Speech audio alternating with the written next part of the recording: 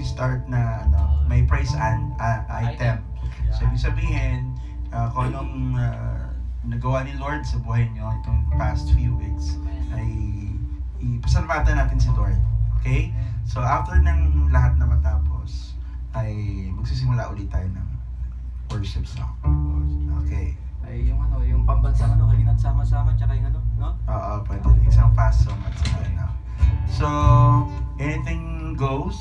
Si Sir Kev, baka may sasabihin ka pa announcement, prayer requests, or As usual lang naman, ginagawa natin dito is actually kumbaga, unprogram ito. So, but ultimately, this is a time for us to pray yung mga gawain sa UCAP, which is mostly concerts as of this time, and we have the programs that we do dito. And at the same time, yung of course, nandiyan na rin yung pag-pray natin sa Panginoon, yung lahat ng ating yung provision sa ating gawain. So, bago pa man siguro magsimula yung yung ating sharing, nais ko lang sabihin na the incoming events actually talagang kailangan ng prayer, kasi we've been going out and sharing yung, I mean, like doing concerts, and it's not easy to conduct concerts that big, so we have incoming concerts sa Dipolog, which is May 26, and another one in June 2 na yan, that's sa Cebu. June 11 sa Davao, and then the big one that we have in Mindanao, which is the Christian Music Festival, So we are praying that we can actually close yung mga deals ng mga sponsors natin, kasi ang bibigat ng mga financial obligations dito sa ginagawa natin. So we see Mindanao as a very parang open for harvest. So Amen.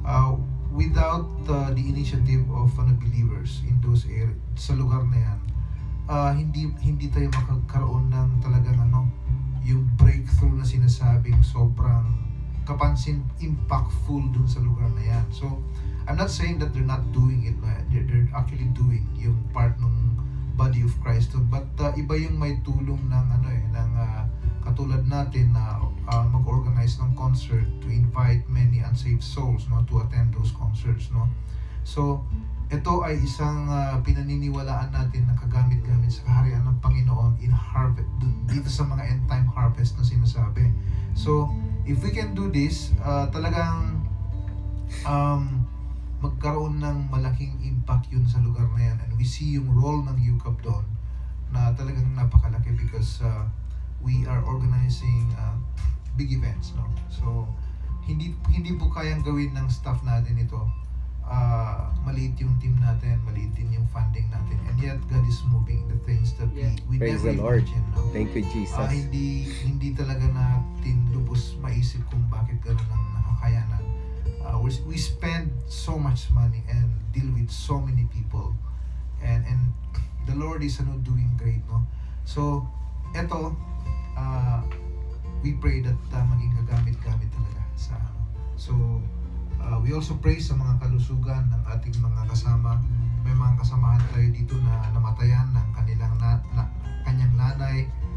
She needs prayer, si Christina, no? And many other kasama natin going through yung testing, pero si Lord ang kalakasan natin at siya ang nagtatawid sa bawat isa sa atin, no? So talagang quickly lang din, we just want to thank the Lord for the successful Jensen concert that we yung held siya nung last March 3, na talagang dinumog kami ng tolong dumog ng maraming tao. So, Praise the Lord. We believe that the incoming events ganun din yung mangyayari, because Amen. we have parang na tayo, napansin na tayo dun sa Mindanao. So Hallelujah. we pray that it will be very successful yung mga gagawin sa incoming days, pati yung mga funding will be provided, no? And we also pray for the new songs that we're creating here in UCAP. We have some friends that mga makabagong tunog yung pinapasok po nila. We hope to be able to bring them sa iba't ibang lugar ng bansa natin, kung saan magkaroon ng fresh anointing, fresh song, and parang pasok sa kabataan, panglasa ng kabataan. So once again, salamat sa Panginoon, salamat din sa Lord at bumalik si Bishop Larry sa ating gawain. Praise the Lord. After 3 months yata. 3 months po. So na-miss ka namin dito. Miss na miss ko na po kayo. So ito yung weekly natin dito. Sabi ko nga dun sa mga kasamahan natin, we go out dun sa field as a warrior, soldier tayo sa sa paglumabas tayo dito sa lugar na to. Pero pag nandito tayo, talagang sanctuary natin itong lugar na to, to worship, to thank God, to strengthen ourselves, to do things na makakapagpalakas sa atin bago tayo lalabas ulit. So this place is really parang a resting place for us.